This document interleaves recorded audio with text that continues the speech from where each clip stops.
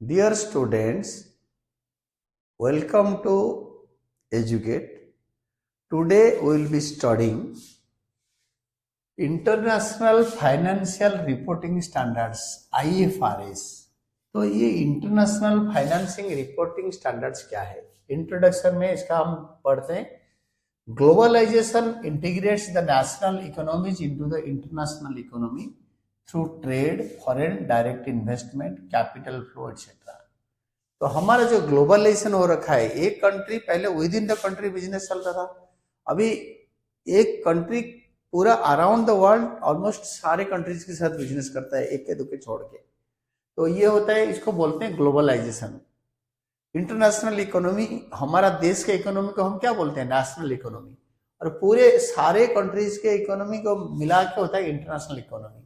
इसमें it is combined through foreign direct investment. एक country दूसरे कंट्री में इन्वेस्ट कर रहा है, एक कंट्री के बिजनेसमैन दूसरे कंट्रीज के इकोनॉमी में इन्वेस्ट कर रहे हैं। और कैपिटल फ्लो, इससे पैसा एक कंट्री से दूसरे कंट्री को जा रहा है। This leads to globalization of accounting. तो in this stage of globalization and technology, enterprises are carrying on business worldwide. एक कंपनी कई कंट्रीज में बिजनेस करता है। तो वी ऑल्सो अंडरस्टैंड, जिसको बोलते हैं multinational firms, we also understand that accounting is the language of business. ये जो अकाउंटिंग, वो बिजनेस का लैंग्वेज होता है, भाषा। मतलब बिजनेस के बारे में अकाउंट्स बोलता है कि कैसा बिजनेस है, कितना प्रॉफिट कमाता है, क्या सोशल सर्विस करता है, सोशल सिक्योरिटी कैसे देता है, एनवायरमेंट प्रोटेक्शन में क्या हेल्प करता है। दस business and enterprises around the world should not be speaking different language while sharing financial information. तो अराउंड द वर्ल्ड सब एक ही लैंग्वेज में बात करना चाहिए, that is language in accounts. Accounts में जो हिसाब किताब होता है, इनका फाइनेंशियल रिपोर्टिंग और इनका फाइनेंशियल स्टेटमेंट सब एक जैसे दिखना चाहिए। अमाउंट अलग हो but the setup should be similar. So therefore there is a need of a single set of accounting standards that can unify accounting practice worldwide. ये single set of accounting standard होगा जो around the world एक ही type का practice, accounting practice बनाएगा। It is difficult to understand and compare world wide financial information without a common set of accounting and financial reporting standards. It is difficult to understand, इसको समझना बहुत difficult होता है और इसको compare करना बहुत डिफिकल्ट होता है without a common set of accounting and financial reporting standard.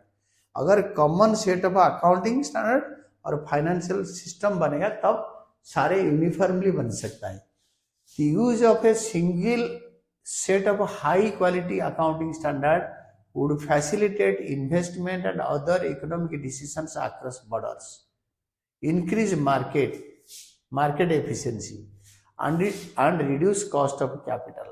अगर हाई क्वालिटी अकाउंटिंग स्टैंडर्ड बनाएंगे तो ये मतलब इकोनॉमिक डिसीजन अक्रॉस बॉर्डर लेने के लिए हेल्प करेगा। मतलब एक कंट्री दूसरे कंट्री में इन्वेस्ट करेगा। इंक्रीज इन मार्केट एफिशिएंसी, एक प्रोड्यूसर बाहर कंट्री में भी अच्छे रेट में बेच सकता है। And reduced cost of capital, अगर बाहर किसी कंट्री में कम रेट में इंटरेस्ट में कैपिटल मिल रहा है, लोन कैपिटल, तो एक कंपनी ले सकता है। तो दस international accounting standard IAS were developed and which are being withdrawn and suppressed, superseded by international financial reporting standards। इसमें होता है these were developed, international accounting standards were developed which are being withdrawn, withdraw कर रहे हैं और superseded by international financial reporting system. जो international accounting standard बना हुआ था, इसको आइदर मॉडिफाई कर रहे हैं या विथड्रॉ कर रहे हैं। अदरवाइज जो अभी आजकल इंटरनेशनल फाइनेंशियल रिपोर्टिंग सिस्टम चल रहा है IFRS, ये IAS को सुपरसीड कर लिया। मतलब लोग इसको ज्यादा कंट्रीज इसको प्रीफर कर रहे हैं। International Accounting Standard Committee, established in 1973, was replaced by the International Accounting Standards Board IASB in the year 2001, which now issues International Financial Reporting Statements IFRS। ये IFRS is better than this IAS. IASB initially adopted the accounting standards issued by ISSC to be replaced by IFRS upon their issuance.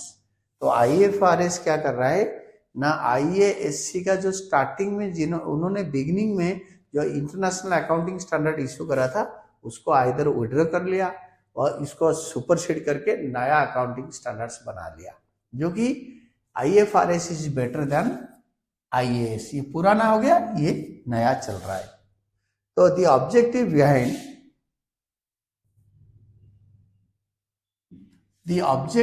Behind setting up the IASC and later IASB was to develop accounting standards that would be acceptable worldwide to produce and present financial information based on similar accounting standards. तो पहले तो IASC then IASB उन्होंने develop किया कि world wide जो accounting standard present करेंगे और जो अकाउंटिंग रिपोर्ट्स बनेगा, जो फाइनेंशियल रिपोर्टिंग होगा वो बेटर होगा और सिमिलर अकाउंटिंग स्टैंडर्ड्स ऑलमोस्ट सारे कंट्रीज के लोग फॉलो करेंगे. Thus it is the process to improve financial reporting internationally. तो ये जो international accounting standard, it is the process and effort bye all countries around the world कि internationally financial reporting system को improve करे, better करे. Objective of IASB, International Accounting Standards Board, the objective of IASB are 1. To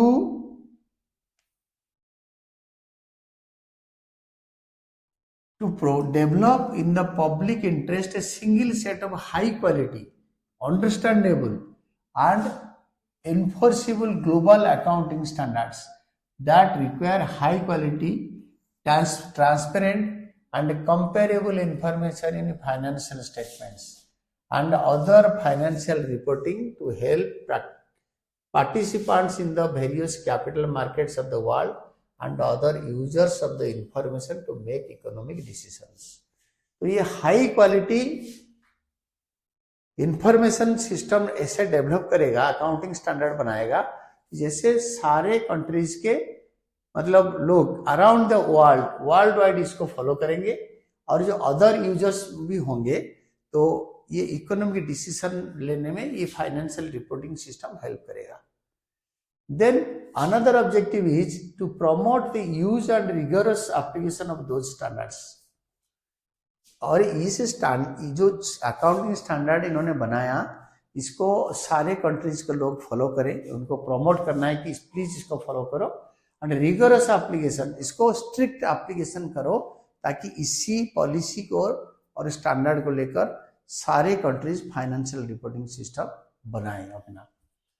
third होता है in fulfilling the objectives of associated with 1 and 2 to take account of as appropriate the special needs of small and medium sized entities and emerging economies.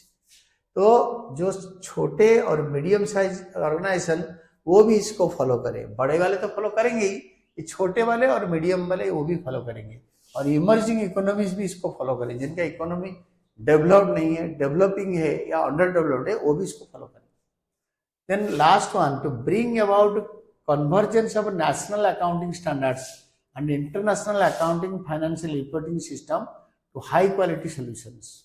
तो national हर country का अपना जो accounting system होता है, national accounting standards और international accounting standards, ये दोनों मर्ज करके high quality financial reporting system बने.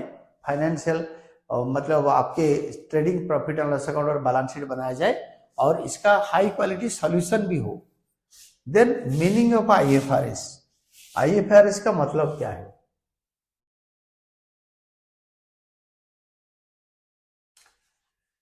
IFRS are a set of accounting standards developed by the International Accounting Standards Board IASB. IFRS को बनाया है IASB. The International Accounting Standards Setting Body रहता है IASB. इन्होंने IFRS कई set of accounting standards develop किया है. The standards issued by IASB are based on sound and clearly stated principles.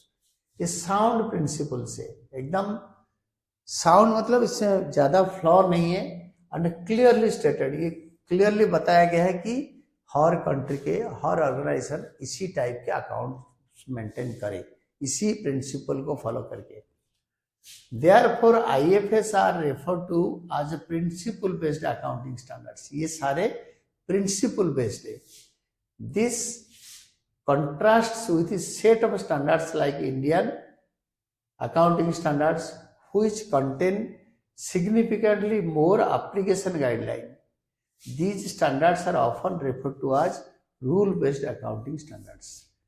IFRS होता है principle based accounting standard, and Indian accounting standard होता है rule based accounting standard. Then accounting standards issued by ISSC understanding in interpretation committee SIC। तो IASC had issued 41 accounting standards known as the International Accounting Standards IAS। IASC issue कर रखा है IAS, a framework for the preparation and presentation of financial statements, out of which 12 IASs have been suspended and a large number of them have been revised। 12 suspend हो गया, बाकी सारे revise हो गया ये 41 से। Standing International Committee SIC was the interpretive body of the ISSC। The interpretation of IAS issued by SIC are described as SIC 1, SIC 2, etc. Then IASB has adopted all accounting IAS and SIC issued by the IASC as its own standard। तो IASC ये दोनों का standard को adopt कर लिया, बोला कि ये मेरा स्टैंडर्ड भी यही है। Those IAS and SIC continue to be in force to the extent they are not amended or withdrawn by the IASB। ये IASB जिसको विड्रॉ नहीं करा, जो अकाउंटिंग स्टैंडर्ड इन दोनों ने इश्यू कर रखा है इसको सस्पेंड नहीं करा, वही आजकल भी चल रहा है। New standards issued by IASB are known as IFRS। इसको बोलते हैं IFRS, जो न्यू स्टैंडर्ड इन्होंने बनाया। तो new interpretations issued by the international financial reporting interpretations Committee IFRIC are known as the IFRIC interpretations। When referring collectively to IFRS, that term includes ISS, SIC, IFRS and IFRC interpretations। इस सबको मिला के ये हो गया IFRS। This is the latest and इसको हम अभी फॉलो करते हैं। Then IFRS based financial statement, इसके जो इंटरनेशनल रिपोर्टिंग सिस्टम का इसका जो फाइनेंशियल स्टेटमेंट वो कैसे, इस बेस्ड फाइनेंशियल स्टेटमेंट क्या होता है। The financial statements produced under IFRS are 1 statement of a financial position यानी balance sheet, statement of a comprehensive income profit and loss account, statement of a change in equity capital structure का चेंज। Fourth होता है statement of cash flow, business के अंदर पैसे किस source से आया किस सोर्स में गया। Then fifth one notes and significance accounting policies. वो बैलेंस शीट के नीचे रफ शीट बनता है। जब आपको कंपनी अकाउंट पढ़ाऊंगा, मतलब हायर क्लास में मैंने पढ़ाया है और पढ़ाऊंगा, उसके अंदर I will discuss notes to accounts and significant accounting policies का चेंजेस कैसे लिखते हैं। India and IFRS, India has 2 options, either to adopt IRS as they are or converge the Indian accounting standards in line with the IFRS। It decided to converge its existing accounting standards with the IFRS। The converged accounting standards titled as IND-AS have been issued and notified। तो ये accounting standard issue करके notify कर चुका है IRS से। तो Indian accounting standard IND-AS क्या है, वो तो इंटरनेशनल अकाउंटिंग स्टैंडर्ड था IFRS, और अभी पढ़ते हैं इंडियन अकाउंटिंग स्टैंडर्ड IND-AS पढ़ते हैं। तो इंडियन अकाउंटिंग स्टैंडर्ड जो इंडिया में हम फॉलो करते हैं और इंटरनेशनल अकाउंटिंग स्टैंडर्ड जो अराउंड द वर्ल्ड हम लोग फॉलो करते हैं। तो रिगार्डिंग दिस इसका इंट्रोडक्शन होगा इंडियन अकाउंटिंग स्टैंडर्ड का। India instead of adopting IFRS पूरा इंटरनेशनल फाइनेंशियल रिपोर्टिंग सिस्टम को अडॉप्ट न करके decided to prepare its own accounting standards equivalent to IFRS। International accounting standard के टाइप का इंडिया में अकाउंटिंग स्टैंडर्ड बनवाया ताकि इंडिया में जो प्रिपेयर होगा उसको इंटरनेशनली लोग पढ़ सके। ये इसका अपना इंडिजिनस हो and it should be clearly stated in line with IFRS। जो इंटरनेशनल स्टैंडर्ड है जो इंडियन स्टैंडर्ड है दोनों में सिमिलरिटी हो, इंडिया अपना भी बना लिया उसी को फॉलो करते हुए।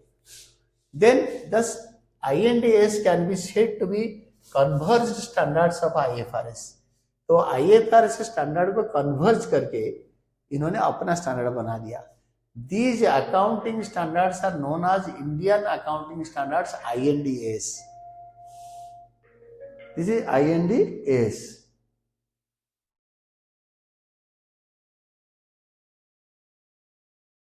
So IND-AS are notified under the Companies Act 2013 and are applicable to companies। कौन से companies ना listed on stock exchange in India। जो कंपनी इंडिया में लिस्टेड है स्टॉक एक्सचेंज में। Listing of a company in the stock exchange मतलब stock exchange का जो कंपनी जब शेयर इश्यू करेगा फर्स्ट टाइम और आगे शेयर में ट्रेडिंग होगा स्टॉक एक्सचेंज के गाइडलाइंस के हिसाब से होगा।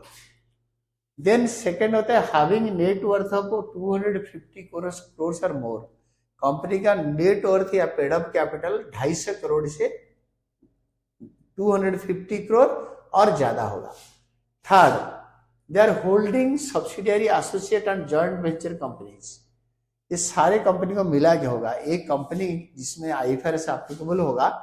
ये रूल भी होल्डिंग कंपनी पे लगेगा, इनका सब्सिडियरी पे लगेगा, इनका एसोसिएटेड कंपनी में लगेगा, इनका जॉइंट वेंचर कंपनीज में भी लगेगा।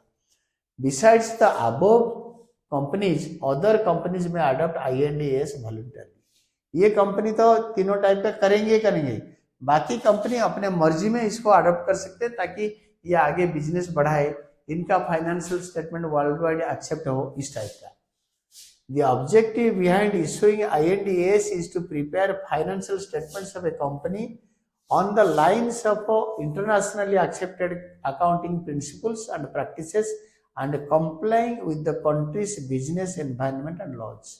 इसका मतलब होता है IND-AS का हमारे देश के इंडिया के लॉ पॉलिसी बिजनेस एनवायरनमेंट को मद्देनजर रखते हुए इंटरनेशनल रिपोर्टिंग सिस्टम को भी मद्देनजर में रखते हुए ये ऐसे अकाउंटिंग स्टेटमेंट्स बनाएगा तो ताकि ये चारों तरफ एक्सेप्ट हो, अपने कंट्री में तो होगा और ग्लोबली भी एक्सेप्टेबल होगा।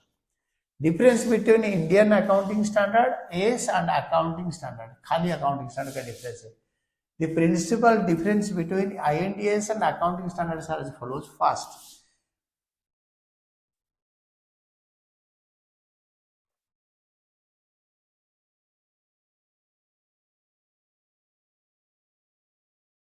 difference होता है IND-AS are principle based while accounting standards are rule based। IND-AS ये principle based होता है और जो accounting standard होता है वो होता है rule based। Balance sheet is prepared by a company on which IND-AS is not applicable. Accounting to Schedule 3 of the Companies Act 2013. It means a balance sheet item should be depicted under the prescribed head. 2013 companies act बोलता है कि आपका goodwill intangible asset के नीचे दिखेगा जब आप आगे बनाओगे, वो पर्टिकुलर हेड के नीचे दिखेगा। 2013 बोलता है। In contrast to this, IND-AS do not prescribe any form of a balance sheet। वो IND-AS बैलेंस शीट का कोई फॉर्मेट दिया नहीं रखा है। अब एसेट एक साइड में लिख दो, एसेट साइड में लायबिलिटी एंड कैपिटल एक साइड में लिख दो। They prescribe that items may be shown in the balance sheet in accordance with the principle associated with them। तो जो एसेट के साथ जो प्रिंसिपल लगाया हुआ है उसी हिसाब से बैलेंस शीट में आइटम लिखो। For example, redeemable preference shares are shown under the main head share capital under Schedule 3 of the Companies Act 2013, but it is shown as a loan because it carries a fixed rate of dividend and almost to be redeemed in accordance with the terms of issue but not later than 25 years of the date of issue.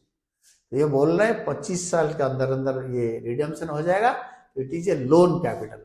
और बाकी but जो 2013 company जाके बोलता है इसको share capital के नीचे दिखाओ, बट दूसरा प्रिंसिपल में बोलता है कि ये फिक्स्ड रेट ऑफ डिविडेंड लेते हैं तो इनको लोन कैपिटल बोलो।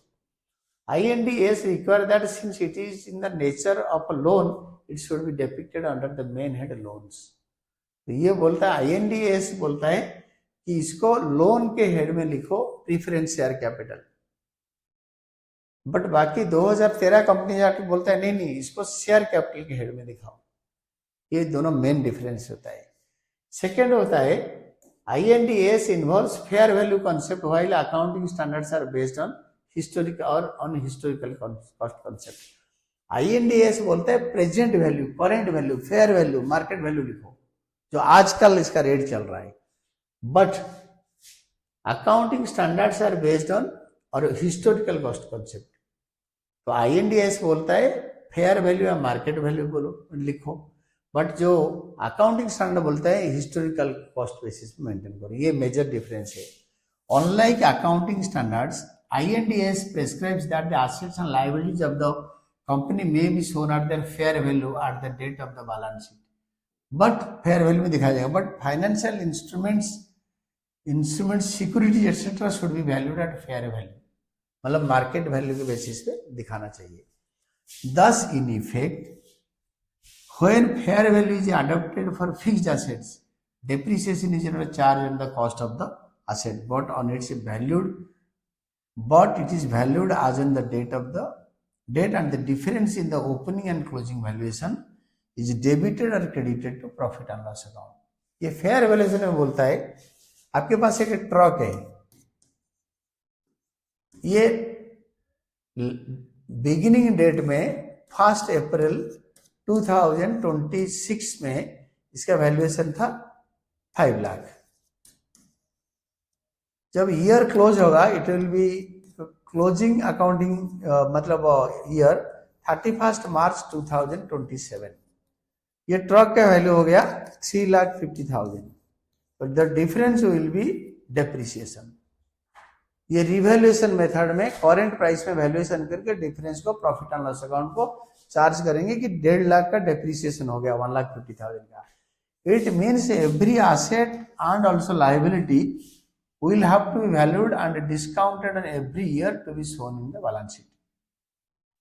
तो इसको हर साल वैल्यूएशन करके डिस्काउंटिंग करके जितना वैल्यू कम हो रहा है उसको प्रॉफिट एंड लॉस अकाउंट में चार्ज करेंगे और इसका कॉस्ट प्राइस लिखेंगे बैलेंस शीट में, जो आज का डेट पे मार्केट प्राइस लिखेंगे।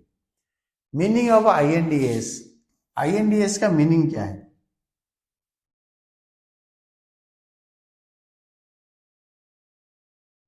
Meaning of INDAS, INDAS are a set of accounting standards notified under the Companies Act 2013 that converge with the International Financial Reporting Standard IFRS। 2013 में जो reporting system हमने बनाया इंडिया में, तो ये इंटरनेशनल फाइनेंशियल रिपोर्टिंग के साथ अडॉप्ट हो जाता है, इक्विवेलेंट हो जाता है, उसी बेस पे बना हुआ है। that can be converged, मतलब in the same line of a principle and theories। INDAS are based on sound and clearly stated principles and therefore INDAS are said to be principle based accounting standards। ये सारे principle पे ही बना हुआ है। This contrasts with the accounting standards that are applicable on companies on which INDAS are not applicable, which are rule based accounting standards। ये उसके साथ contrast नहीं करता जिसमें एप्लीकेबल नहीं है। अंडरलाइंग assumptions of INDAS, इसका assumption क्या है? The underlying assumption in India INDAS 1001 are 1. Going concern assumption, it is assumed that the life of the business is infinite, the entity will continue its operations for an indefinite time period, और ये कभी बंद नहीं होगा, ये चलता रहेगा companies. Going concern assumption, और ये सिग्निफिकेंटली अपना operations work area work lines को, बिजनेस का साइज ऑफ ऑपरेशंस को सडनली हेवीली रिड्यूस नहीं करेगा।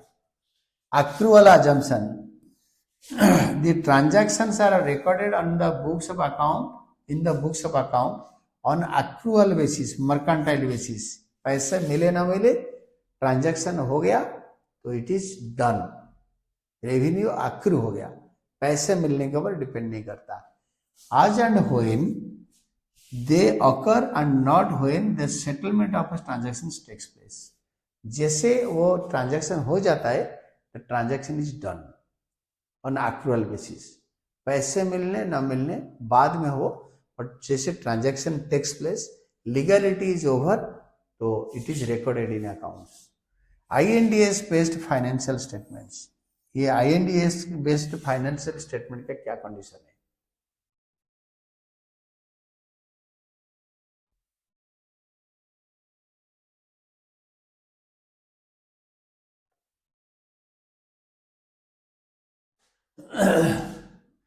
INDS based financial statements. The financial statements prepared under INDS are: 1. Statement of a financial position, balance sheet. The elements or contents of the statement are, पहला होता है balance sheet में asset. The assets are sources controlled by the enterprise as a result of past events and operations from which the future economic benefit shall flow to the enterprise. Asset होता है, हम वो machine, हम land building और plant ये सब create करते हैं कि फ्यूचर में हमें इकोनॉमिक बेनिफिट होगा, हमारे पास पैसे का फ्लो आएगा। इकोनॉमिक बेनिफिट शैल फ्लो मतलब हमारा सेल्स बढ़ेगा, कैश फ्लो बढ़ेगा, हमारा वेल्थ बढ़ेगा, वो एसेट जनरेट करता है। आज खरीदो, कल को हेल्प करेगा प्रोडक्शन में। देन लायबिलिटी पार्ट क्या होता है? Liabilities are those obligations of the enterprise fund of past events and operations which shall result in outflow of resources or assets. और लायबिलिटी वो होता है जब हमने उधार ले लिया किससे, तो हम एसेट पे करेंगे, उसको कैश पे करेंगे या मशीन देंगे या सेल करके गुड्स दे देंगे उसके बदले में बार्टर सिस्टम में, तो ये एसेट होता है, ये लायबिलिटी होता है जिसमें आउटफ्लो होता है पैसा। Then statement of changes in equity, equity का चेंज क्या होता है? जो कैपिटल, इक्विटी शेयर कैपिटल होता है। Equity is the residual interest in the assets of the enterprise after deducting liabilities. Asset minus liability is equal to capital, that is equity. और इसको divided by number of shares में divide कर देंगे तो per share का value आ जाएगा। It is the real value of shareholders equity. Actually asset आपका कितना है बिजनेस में, उधारी कितने लिया, बाकी जो बच गया वो capital. This is known as statement of changes in equity. हर साल ये इक्वेशन बदल जाता है amount. Statement of a comprehensive income, not sale income. A statement of a comprehensive income include two separate statements. एक income statement and a statement of a comprehensive income are prepared. एक income statement मतलब profit and loss account तो बनता है, और एक comprehensive income statement और दूसरा बनता है। The statement of a comprehensive income reconcile the income or losses as per income statement with the total comprehensive income. The elements और contrast of statement are revenue and expenses. दो चीजें, मतलब जो profit and loss account को comparative form में ये बनता है। कॉम्प्रिहेंसिव इनकम से जो स्टेटमेंट ऑफ कॉम्प्रिहेंसिव इनकम, ये हर आइटम के साथ प्रिपेयर करके डिटेल्स में बनता है। तो इसमें दो पहलू होता है, एक होता है रेवेन्यू, रेवेन्यू में क्या होता है और एक्सपेंस में क्या होता है। रेवेन्यू में कॉम्प्रिहेंसिव जो इनकम स्टेटमेंट बनता है, इसमें it increases the economic benefit during the accounting period as a result of business operations and or increase in the value of assets or decrease in the liabilities. It results in increase in the value of shareholders equity. ये comprehensive income में क्या होता है कि economic operation में during the year कितने income हमारा बढ़ा है, एसेट बढ़ा है या वैल्यू घटा है, या लाइबिलिटी का वैल्यू घटा है, ये सारे इसमें डिटेलिंग करके दिया जाता है इनकम के लिए। और एक्सपेंस में पार्ट में it is a decrease in economic benefit in the form of outflow during the accounting period as a result of business operations और decrease in the value of asset और increase in liability. Asset घटेगा तब expense हो गया, depreciate हो गया। Liability बढ़ेगा तभी हमारा खर्चा हो गया क्योंकि हमने रॉ मटेरियल खरीदा। ये उसका डिटेलिंग देता है कॉम्प्रिहेंसिव स्टेटमेंट में। It results in decrease in value of shareholders equity.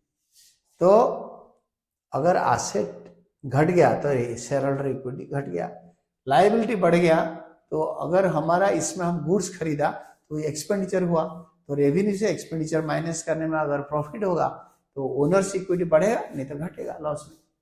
तो इसमें और एक होता है फोर्थ में cash statement of cash flow बनता है। पैसे कहाँ से आता है, क्या कैश और कहाँ से जाता है, कैश बैंक दोनों। देन फिफ्थ होता है notes and significant accounting policies. Notes to accounts balance sheet के नीचे बनता है, बैलेंस शीट के हर आइटम को डिटेल्स में बताते हैं इसमें। Then valuation principle, stock valuation वगैरह, इसका प्रिंसिपल कैसे होता है, एसेट वैल्यूएशन जो भी है।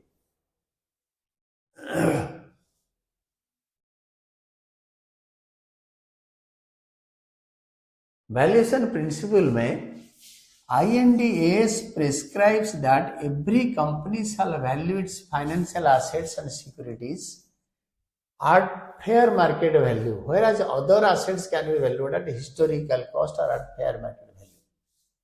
तो बोलता है shares and securities fair value में यानी मार्केट वैल्यू क्या चल रहा है उसी हिसाब से होगा, और एसेट हिस्टोरिकल कॉस्ट जितने में खरीदा था उसमें वैल्यू करेंगे, नहीं तो मार्केट वैल्यू में करेंगे। फेयर वैल्यू मतलब जो एक्चुअल वैल्यू होना चाहिए।